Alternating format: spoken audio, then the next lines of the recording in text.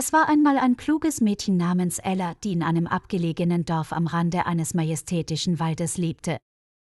Ella war für ihr großes Wissen über Heilkräuter und Pflanzen bekannt und wurde daher von allen Dorfbewohnern Kräuter-Ella genannt. Ihre Großmutter hatte ihr einst einen magischen Stein vererbt, den Mondstein, der die Macht besaß, Krankheiten zu heilen. Doch eines Tages wurde der Stein gestohlen. Ella wusste, dass sie ihn zurückholen musste, um das Wohl des Dorfes zu sichern.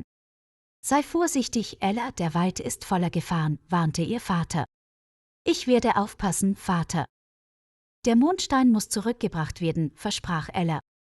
Als sie den Wald erreichte, traf sie auf eine sprechende Eule.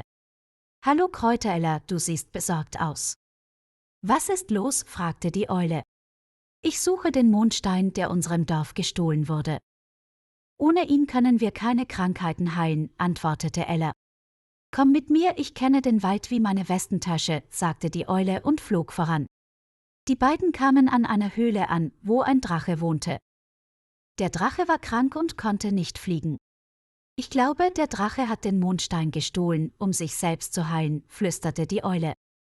Ella trat mutig vor und sprach: »Gib uns den Mondstein zurück, und ich verspreche dir, Heilkräuter zu finden, die dich heilen können.« Der Drache brüllte zunächst, gab aber schließlich nach. »In Ordnung, aber beeil dich, mir geht es wirklich schlecht.« Ella und die Eule sammelten rasch verschiedene Kräuter und brauten einen Trank. Der Drache trank ihn und fühlte sich sofort besser.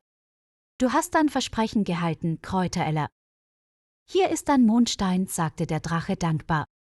Ella kehrte triumphierend in ihr Dorf zurück, und der Mondstein wurde an seinen Platz zurückgebracht.